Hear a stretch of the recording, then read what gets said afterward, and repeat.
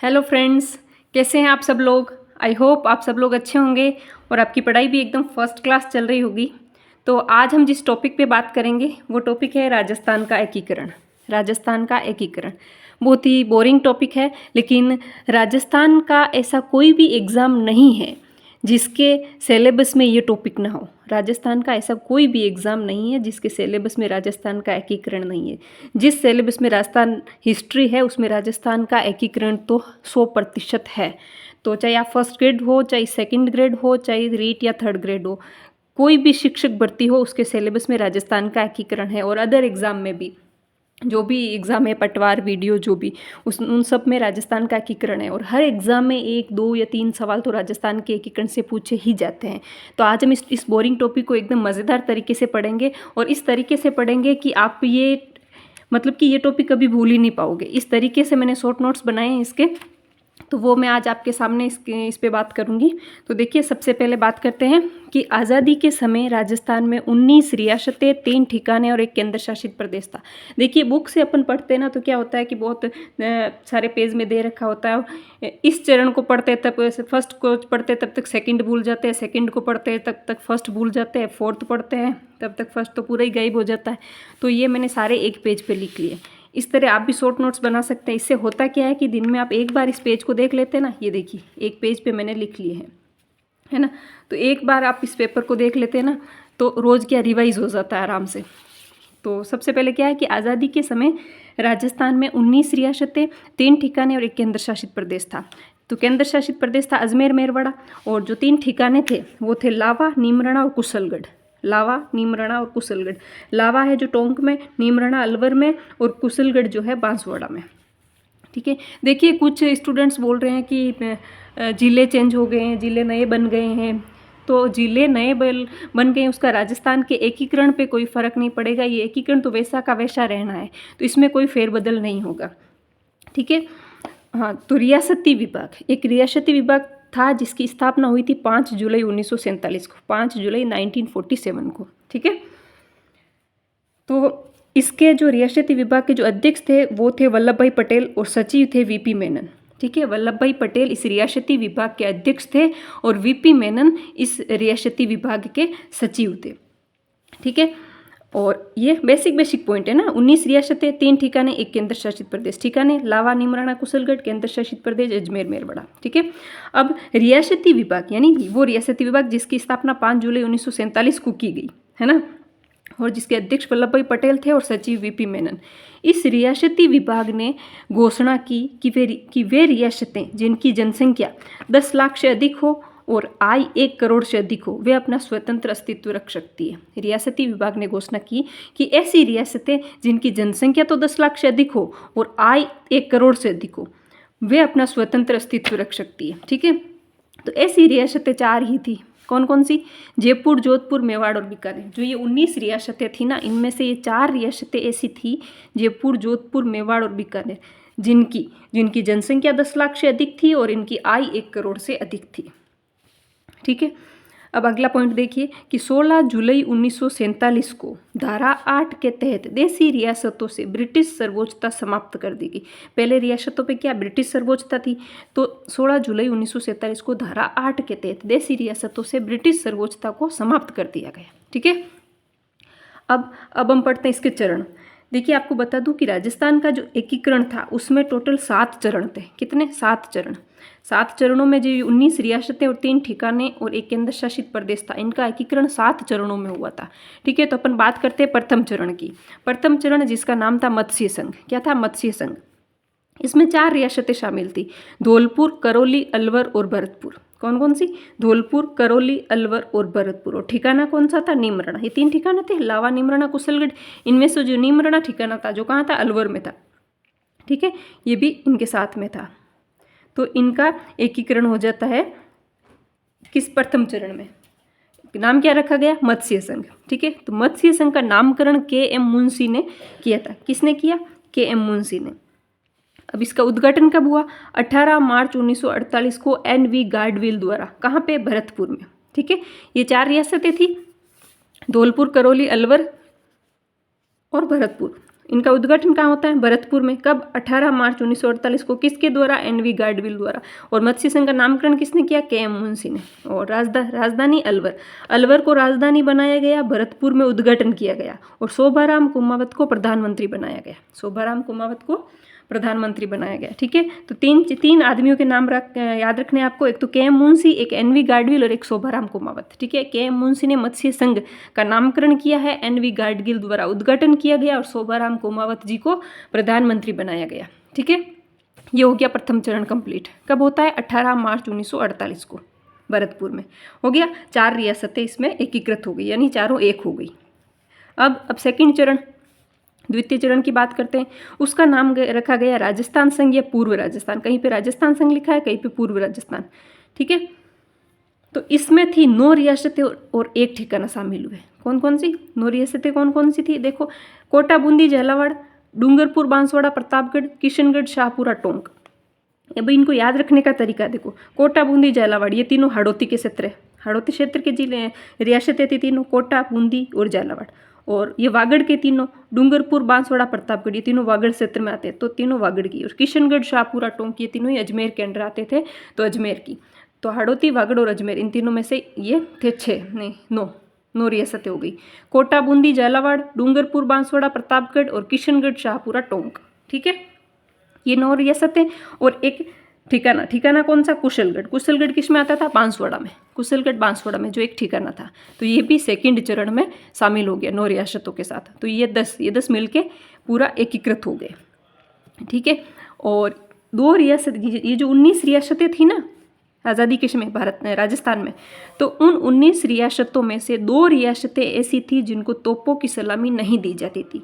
वो कौन कौन सी थी? वो थी किशनगढ़ और शाहपुरा। कौन सी? किशनगढ़ और शाहपुरा 2 ऐसी रियासतें थी जिनको तोपों की सलामी नहीं दी जाती थी। और शाहपुरा सबसे छोटी रियासत थी। ये बेसिक पॉइंट है जो याद रखने पड़ेंगे। ठीक है ना, ये किसी भी एग्जाम में, मतलब एग्जाम में कैसे भी सवाल बन सकता है। सबसे छोटी रियासत कौन सी थी? शाहपुरा। ऐसी 2 रियासतें कौन सी थी जिनको तोपों की सलामी नहीं दी जाती थी? किशनगढ़ और शाहपुरा। ठीक है, और कुशलगढ़ जो कि एक ठिकाना था, बांसवाड़ा के अंतर्गत आता था। तो कुशलगढ़ किस चरण में, राजस्थान के एकीकरण के किस चरण में शामिल हुआ? तो द्वितीय चरण में, राजस्थान संघ में। ठीक है, अब इसकी बात करते हैं कि इसका उद्घाटन कब होता है। तो 25 मार्च 1948 को। कब? 25 मार्च 1948 को एनवी गाडगिल द्वारा कोटा में। देखिए, मत्स्य संघ का उद्घाटन भी एनवी गाडगिल ने किया और राजस्थान संघ का भी उद्घाटन एनवी गाडगिल द्वारा किया गया। मत्स्य संघ का भरतपुर में और राजस्थान संघ का कोटा में। ठीक है, राजधानी कोटा को बनाया गया और शाहपुरा के गोकुललाल असावा को प्रधानमंत्री बनाया गया। किसका? राजस्थान संघ का। राजस्थान संघ का प्रधानमंत्री शाहपुरा के गोकुललाल असावा को। शाहपुरा जो कि सबसे छोटी रियासत थी। ठीक है, और कोटा को राजधानी बना दिया गया और कोटा में ही उद्घाटन हुआ। इधर देखो, अलवर को राजधानी बनाया गया लेकिन उद्घाटन भरतपुर में हुआ। ठीक है, क्वेश्चन कैसे भी बन सकता है। मत्स्य संघ का प्रधानमंत्री कौन था? तो शोभाराम कुमावत। राजस्थान संघ का प्रधानमंत्री तो गोकुललाल असावा। अब आते तृतीय चरण में। तृतीय चरण की बात करें तो उसका नाम था संयुक्त राजस्थान। क्या था? संयुक्त राजस्थान। अब संयुक्त राजस्थान में क्या किया गया? ये जो राजस्थान संघ था, कौन सा? ये जिसमें 9 रियासतें और एक ठिकाना शामिल हुआ था, इस राजस्थान संघ के साथ मेवाड़ रियासत मिल गई। राजस्थान संघ और मेवाड़ रियासत का एकीकरण हो गई, यानी ये साथ में मिल गए। तो अब कितनी रियासतें हो गई? 10 रियासतें और एक ठिकाना, यानी इसमें 9 रियासतें और एक ठिकाना था, ये एकीकृत हो गए सारे। फिर इस राजस्थान संघ में मेवाड़ रियासत मिल गई। राजस्थान संघ प्लस मेवाड़ रियासत मिलकर क्या बन गए? संयुक्त राजस्थान, तृतीय चरण में। ठीक है, तो राजस्थान संघ के साथ मेवाड़ रियासत मिल गई। तो अब इसका उद्घाटन कब होता है? तो इसका उद्घाटन होता है 18 अप्रैल 1948 को। देखिए, ये तारीखें तो सारी याद रखनी पड़ेगी, कब हुआ नहीं, उद्घाटन कब हुआ इनका। तो ये देखिए मत्स्य संघ का हुआ था 18 मार्च 1948 को। दिख रहा होगा आपको? हाँ, मत्स्य संघ का उद्घाटन होता है 18 मार्च 1948 को। राजस्थान संघ का उद्घाटन होता है 25 मार्च को, यानी इसके थोड़े ही दिनों बाद। कितने दिनों बाद? 6-7 दिनों बाद, यानी 1 सप्ताह बाद। मत्स्य संघ बना 18 मार्च को और उसके 1 सप्ताह बाद। ऐसे आप मतलब कि ऐसे उनका जो बीच में कितना डिफरेंस था वो चीज़ें याद रखोगे ना, तो तारीख आराम से याद रह जाएगी। 18 मार्च को मत्स्य संघ बना, उसके 1 सप्ताह बाद यानी 7 दिन बाद 25 मार्च को राजस्थान संघ बन जाता है। 25 मार्च 1948 को, 1 सप्ताह बाद। ठीक है, और फिर ये संयुक्त राजस्थान कब बनता है? तृतीय चरण, ये 18 अप्रैल 1948 को। मार्च अप्रैल यानी कि 18 अप्रैल, यानी 5-6 दिन तो इसके 31 मार्च तक हो, 25 के बाद 6 दिन इसके और 18 दिन, 18 और 6 24, यानी इसके 24 दिन बाद, ऐसे याद रखो आप 20-25 दिन मतलब 24 दिन बाद, 25 मार्च को ये हुआ, इसके 24 दिन बाद यानी 18 अप्रैल 1948 को संयुक्त राजस्थान बन गया, है ना। इसके एक सप्ताह बाद ये और इसके 2 सप्ताह, हाँ इसके मतलब 24 दिन बाद ये 18 अप्रैल 1948 को संयुक्त राजस्थान बन जाता है। इसका उद्घाटन जवाहरलाल नेहरू द्वारा किया जाता है, कहाँ पर, उदयपुर में, ठीक है। और उदयपुर को ही राजधानी बनाया जाता है, यानी कि इन सब में अब सबसे बड़ा कौन है, मेवाड़ रियासत सबसे बड़ी हो गई, तो मेवाड़ की चलेगी अब, है ना। इसमें सबसे बड़ा लगभग मतलब सबसे ताकतवर कोटा ही था, तो कोटा की चल रही थी, कोटा को राजधानी बनाया गया, कोटा में ही उद्घाटन हुआ। अब इनमें इन सब में ताकतवर हो गई मेवाड़ सबसे ताकतवर हो गई, तो मेवाड़ में उदयपुर में ही इसका उद्घाटन होता है और उदयपुर को ही राजधानी बनाया जाता है, ठीक है। 18 अप्रैल 1948 को उद्घाटन होता है जवाहरलाल नेहरू द्वारा उदयपुर में, और उदयपुर को ही राजधानी बनाया जाता है। और माणक्यलाल वर्मा जी को इस संयुक्त राजस्थान का प्रधानमंत्री बनाया जाता है, ठीक है। संयुक्त राजस्थान का प्रधानमंत्री माणक्यलाल वर्मा जी को बनाया जाता है। अब आ जाते हैं चौथे चरण में। 3 चरण कंप्लीट हो गए आपने, देखिए ये देखिए दिख रहा होगा आपको, फर्स्ट मत्स्य संघ, ये हो गई 4 रियासतें, 18 मार्च 1948 अलवर राजधानी, शोभाराम कुमावत प्रधानमंत्री। राजस्थान दूसरा चरण राजस्थान संघ, 9 रियासतें, 1 ठिकाना, 25 मार्च 1948 को कोटा को राजधानी और गोकुललाल अशावा को प्रधानमंत्री। तृतीय चरण राजस्थान संघ के साथ मेवाड़ रियासत मिल गई तो संयुक्त राजस्थान बन गया, और उदयपुर में जवाहरलाल नेहरू द्वारा हो गया इसका उद्घाटन 18 अप्रैल को, और उदयपुर को राजधानी बना दिया गया और माणक्यलाल वर्मा जी को प्रधानमंत्री बना दिया गया, ठीक है। अब आते हैं चौथे चरण में। चौथे चरण का नाम रखा गया व्रत राजस्थान। फर्स्ट मत्स्य संघ, देखिए ये मत्स्य संघ अलग ही चल रहा है, ये इनका ये एकीकृत हो गए, एक हो गए चारों, और ये अपनी एक जगह ही है, ठीक है। सेकंड चरण में 9 रियासत और 1 ठिकाना था। थर्ड चरण में इन्हीं के साथ, इसी राजस्थान संघ इन सब के साथ मेवाड़ मिल गया, तो ये सब ये एक हो गया।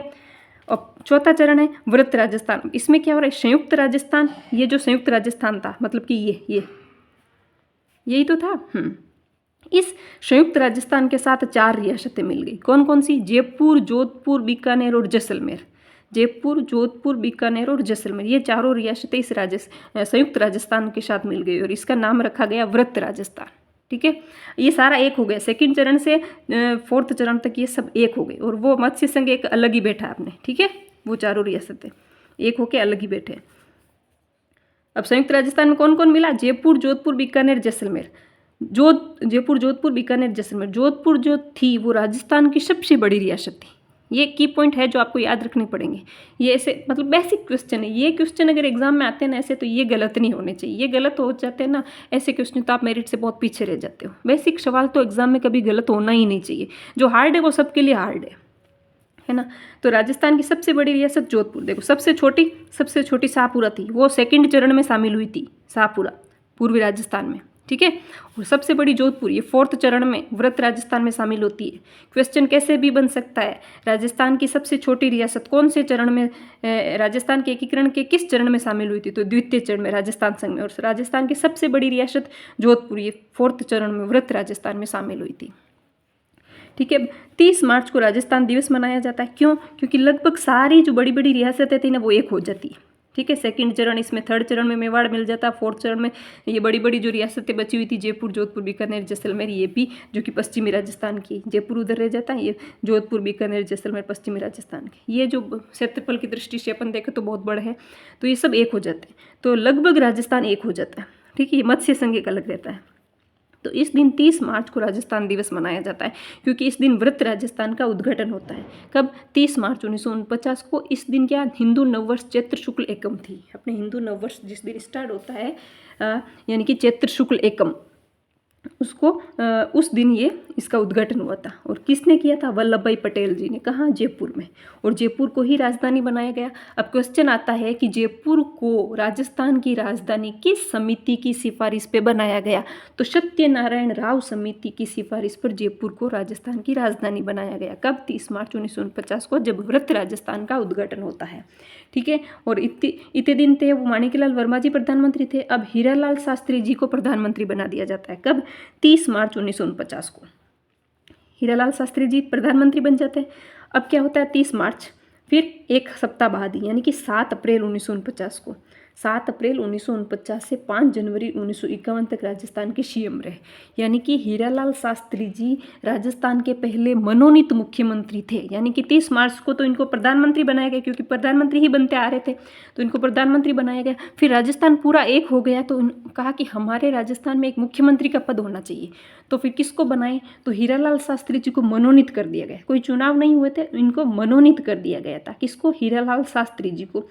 तो राजस्थान क्वेश्चन आता है अगर कि राजस्थान के पहले मनोनीत मुख्यमंत्री कौन थे, तो राजस्थान के पहले मनोनीत मुख्यमंत्री हीरालाल शास्त्री जी थे। कब बनाया गया इनको, 7 अप्रैल 1949 से 5 जनवरी 1951 तक ये राजस्थान के सीएम रहे थे। ठीक है, तो ये बेसिक पॉइंट याद रहने चाहिए। ठीक है, अब इधर देखिए 30 मार्च को राजस्थान दिवस मना लिया जाता है और 19 जुलाई 1948 लावा ठिकाने को जयपुर में मिलाया गया। कब, 19 जुलाई 1948 को। देखिए इधर वापस देखिए आप, 18 मार्च को मत्स्य संघ का उद्घाटन होता है। ठीक है, और उसके एक सप्ताह बाद ही 25 मार्च को राजस्थान संघ का उद्घाटन होता है। दिख रहा होगा आपको, 18 मार्च मत्स्य संघ, 25 मार्च राजस्थान संघ, एक सप्ताह बाद। इसके लगभग 24 दिन बाद 18 अप्रैल को संयुक्त राजस्थान का उद्घाटन होता है। ठीक है, 18 मार्च, 25 मार्च, 18 अप्रैल। ठीक है, और फिर चौथा चरण आ जाता है व्रत राजस्थान। इसका 30 मार्च को इसका उद्घाटन होता है, 30 मार्च 1949 को। देखिए लगभग एक साल हो गया।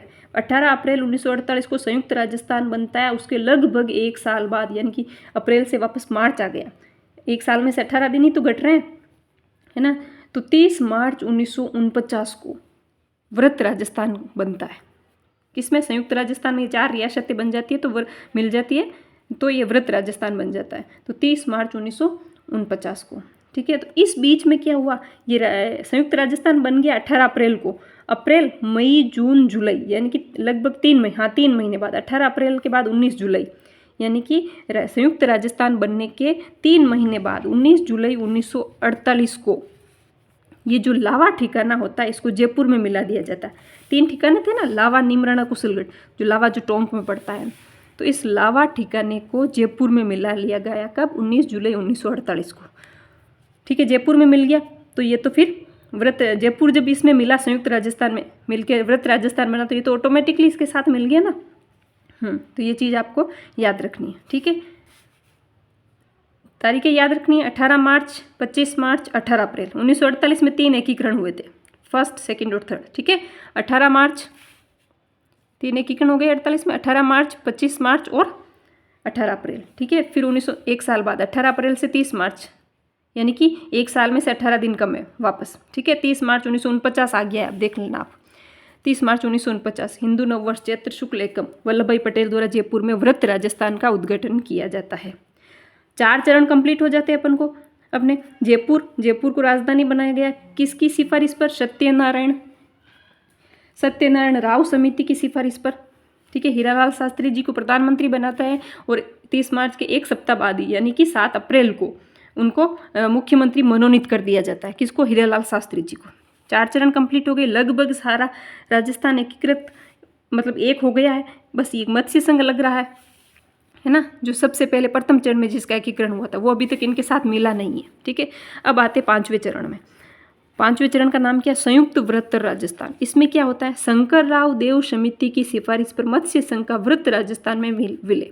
ये जो व्रत राजस्थान होता है इसके अंदर मत्स्य संघ का विलय कर दिया जाता है 5वें चरण में, और नाम रखा जाता है संयुक्त बृहत्तर राजस्थान। क्या रखा जाता है, संयुक्त बृहत्तर राजस्थान।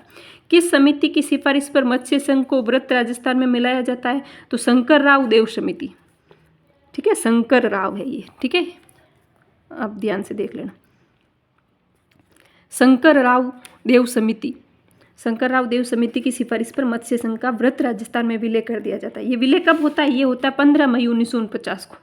देखो अब इसमें राजधानी वही है, जयपुर राजधानी है। और इस टाइम मुख्यमंत्री कौन थे, इस टाइम प्रधानमंत्री का पद तो हटा दिया, मुख्यमंत्री कौन थे, हीरालाल शास्त्री जी। जब मत्स्य संघ का व्रत राजस्थान में विलय होता है 15 मई 1949 को, उस समय राजधानी जयपुर रहती है और जो राजस्थान के मुख्यमंत्री होते हैं वो होते हैं हीरालाल शास्त्री जी। ठीक है, और अब 5 चरण हो गए कंप्लीट। अब लगभग सारी रियासतें मिल चुकी हैं, सारी रियासतें मिल गई। देखिए 9 रियासतें और 1 ठिकाना। 9, इसके अंदर मेवाड़ मिल गया, मेवाड़ मिल गया तो 10 रियासतें हो गई, 10 रियासतें और एक ठिकाना, ठीक है। अब 10 रियासतों में 4 रियासतें और मिल गई, 10 और 4 14, 14 रियासतें होगी, 14 रियासतें और एक ठिकाना, ठीक है। और ये लावा ठिकाना तो इसमें मिल ही गया, तो 2 ठिकाने हो गए, तो 14 रियासतें और 2 ठिकाने, ठीक है। फिर 5वें चरण में मत्स्य संघ, मत्स्य संघ में कितनी रियासतें थी? 4, तो 14 और 4 18, 14 और 4 18, तो 18 रियासतें और 3 ठिकाने आ गए। नीमराणा इसमें था, किसमें? मत्स्य संघ में, और ये कुशलगढ़ इसमें था द्वितीय चरण में, और लावा को बीच में 19 जुलाई 1948 को जयपुर में मिला दिया गया था। तो 18 रियासतें और 3 ठिकाने तो मिल गई। टोटल रियासतें थी कितनी? 19 रियासतें थी, 19 3 ठिकाने हो गए, 18 रियासतें हो गई, एक रियासत बची। चरण कितने कंप्लीट हो गए? चरण 5 कंप्लीट हो गए, 5 चरण। 5वें चरण में मत्स्य संघ को मिलाया गया था। क्वेश्चन कई बार ऐसे सीधा सीधा पूछ लिया जाता है, राजस्थान के एकीकरण के तहत किस चरण में मत्स्य संघ को राजस्थान में मिलाया गया? तो वो था 5वां चरण, 5वें चरण में, ठीक है। संयुक्त व्रत कब? संयुक्त व्रत राजस्थान कब? ये विलय 15 मई 1949 को होता है, यानी कि मत्स्य संघ को राजस्थान में 15 मई 1949 को मिलाया जाता है। यहाँ तक अपनी 3 ठिकाने हो गए और 18 रियासतें हो गई, ठीक है। अब एक रियासत बची है। अब छठे चरण में आते हैं। छठा चरण आबू देलवाड़ा को छोड़कर सिरोही का विलय, यानी सिरोही एक रियासत बची थी, उस सिरोही का विलय होता है छठे चरण में। छठे चरण में आबू देलवाड़ा को छोड़कर सिरोही का विलय हो जाता है राजस्थान में, और राजस्थान को बी ग्रेड का राज्य बनाया गया। इस टाइम राजस्थान को बी ग्रेड का राज्य बनाया जाता है। ये विलय कब होता है? 26 जनवरी 1950 को। देखिए 15 मई 1949 को मत्स्य संघ का विलय होता है राजस्थान में, 15 मई 1949 को, ठीक है। फिर 26 जनवरी 1950 को सिरोही का विलय होता है राजस्थान में छठे चरण के तहत। कब? 26 जनवरी 1950 को। अब सिरोही के 2 पार्ट को छोड़ दिया गया, आबू और देलवाड़ा, इनमें कुछ कन्फ्यूजन था, तो इनको छोड़ के बाकी सिरोही का विलय कर दिया गया। तो बाकी कौन रहे? आबू देलवाड़ा। रियासतें सारी आ गई, 19 रियासतें और 3 ठिकानों का विलय हो चुका है, पूरा राजस्थान एक बन चुका है। अब एक वो जो था केंद्र शासित प्रदेश अजमेर मेरवाड़ा, वो बाकी बचा है, और आबू देलवाड़ा, ठीक है। और यहाँ मैंने लिखा कि राजस्थान का पहला मनोनीत मुख्यमंत्री हीरालाल शास्त्री, वो मैंने आपको यहीं बता दिया था चौथे चरण के तहत, ठीक है। 6 चरण कंप्लीट हो गए। अब आते 7वें चरण में, 7th चरण, आबू व देलवाड़ा तथा अजमेर मेरवाड़ा का राजस्थान में विलय। 7वें चरण में जो ये आबू देलवाड़ा बचा हुआ था, आबू देलवाड़ा और अजमेर मेरवाड़ा जो कि था केंद्र शासित प्रदेश, एक ही केंद्र शासित प्रदेश था राजस्थान में, तो इसका और आबू देलवाड़ा का राजस्थान में विलय किया जाता है। कब? 1 नवंबर 1956 को। कौन से चरण में? 7वें चरण में। तो 1 नवंबर 1956 को वर्तमान राजस्थान अस्तित्व में आया। क्वेश्चन सीधा सीधा नॉर्मल क्वेश्चन है, बेसिक सवाल है कि वर्तमान राजस्थान अस्तित्व में कब आया? तो वर्तमान राजस्थान 1 नवंबर 1956 को अस्तित्व में आया था, ठीक है।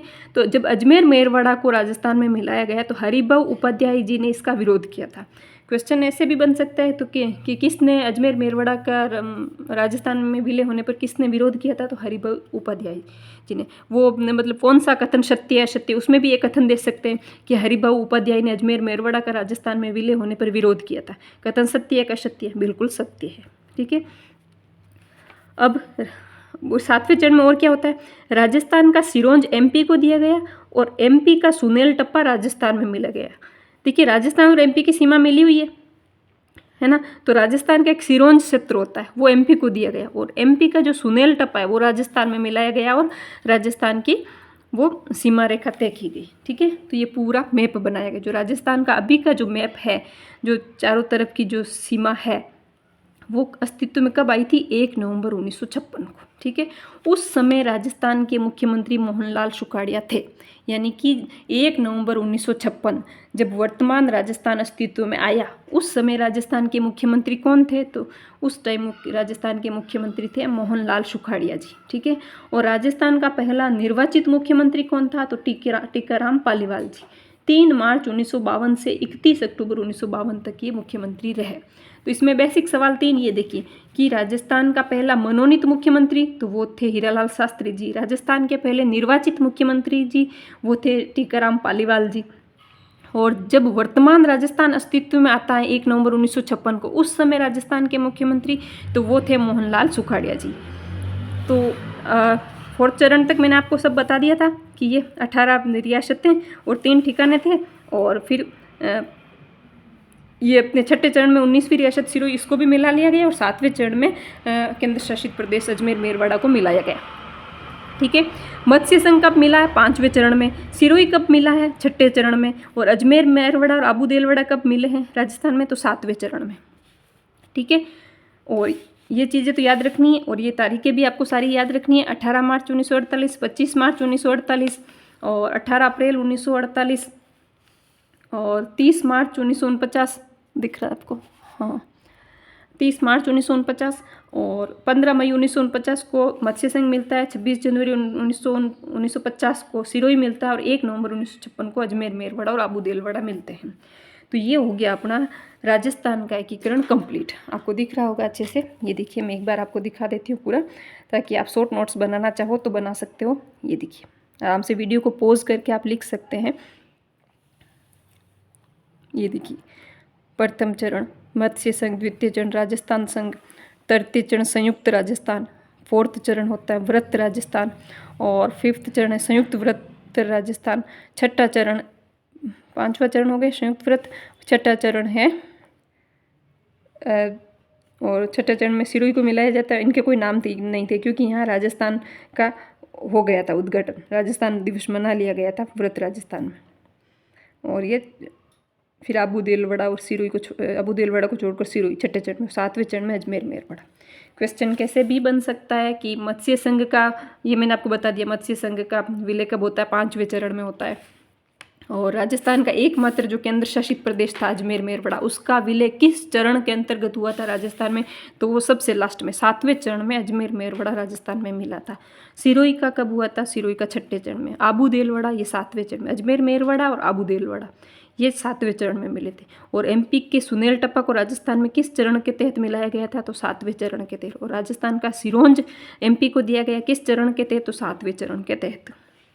ठीक है, और इनमें कुछ पीछे और लिखे हुए हैं मेरे पॉइंट, वो देखिए। राजस्थान के प्रथम राज्यपाल सरदार गुरुमुख निहाल सिंह ने रियासतों के पुनर्गठन के बाद 1 नवंबर 1956 को पदभार ग्रहण किया। वे 15 अप्रैल 1962 तक इस पद पर आसीन रहे। यानी कि राजस्थान के प्रथम राज्यपाल कौन थे? तो वो थे सरदार गुरुमुख निहाल सिंह। सरदार गुरुमुख निहाल सिंह कब बने थे? 1 नवंबर 1956 को। 1 नवंबर 1956 को, यानी कि 1 नवंबर 1956 को जब वर्तमान राजस्थान अस्तित्व में आया था। जब वर्तमान राजस्थान अस्तित्व में आता है उस दिन राजस्थान में राज्यपाल का पद सृजित किया जाता है और गुरुमुख निहाल सिंह जी को, सरदार गुरुमुख निहाल सिंह जी को राजस्थान का प्रथम राज्यपाल बनाया जाता है, जो कि 1 नवंबर 1956 से बनते हैं और 15 अप्रैल 1962 तक इस पद पर रहते हैं। यानी कि लगभग 5.5 साल तक इस पद पर रहते हैं। अगला पॉइंट देखिए कि 7वां संविधान संशोधन 1956 द्वारा राज्यों में श्रेणी व्यवस्था यानी ए ग्रेड बी ग्रेड समाप्त कर दी गई और भाषाई आधार पर राज्यों का पुनर्गठन किया गया। यानी कि अपना जो संविधान था उसमें 7वां संविधान संशोधन किया गया था। कब? 7वां संविधान संशोधन 1956 में किया गया और उसके द्वारा राज्यों में जो श्रेणी व्यवस्था थी, यानी कि हर राज्य को ए ग्रेड और बी ग्रेड दिया जाता था, श्रेणियों में विभक्त थे, तो वो श्रेणी व्यवस्था को समाप्त कर दिया जाता है और भाषाई आधार पर राज्यों का पुनर्गठन किया जाता है। ठीक है, ये देखिए मैंने आपको बताया था छठे चरण में जब सिरोही का विलय किया जाता है तब राजस्थान को बी ग्रेड का राज्य बनाया गया था। राजस्थान किस ग्रेड का राज्य था? बी ग्रेड का। तो इसको अब 1956 में ग्रेड समाप्त कर दिया जाता है और भाषाई आधार पर राज्यों का पुनर्गठन किया जाता है। ठीक है, तो ये था राजस्थान का एकीकरण। देखिए मैंने पूरी कोशिश की है आपको अच्छे से समझाने की, तो वीडियो आपको अच्छा लगा होगा और वीडियो अच्छा लगा है तो प्लीज़ लाइक शेयर कीजिएगा और चैनल पे नए हैं तो चैनल को सब्सक्राइब कीजिएगा। मिलते हैं नेक्स्ट वीडियो में। अपनी पढ़ाई अच्छे से पढ़ाई अभी तक शुरू नहीं की है तो शुरू कर दीजिए और बहुत अच्छे से कीजिए। इस तरह से शॉर्ट नोट्स बनाइए और बार बार रिवाइज कीजिए। देखिए किसी भी एग्ज़ाम में सक्सेस की जो बेस्ट की होती है ना, एक की पॉइंट होता है ना, वो होता है रिवीजन तो आपको करना ही पड़ेगा। और ऐसे शॉर्ट नोट्स अगर आपके पास होंगे एक एक पेज के, तो उन शॉर्ट नोट्स को क्या आप बहुत अच्छे से रिवाइज कर सकते हो, है ना। उनमें रिवीजन करने में जोर नहीं आता है। तो मिलते हैं नेक्स्ट वीडियो में, तब तक के लिए जय हिंद जय भारत।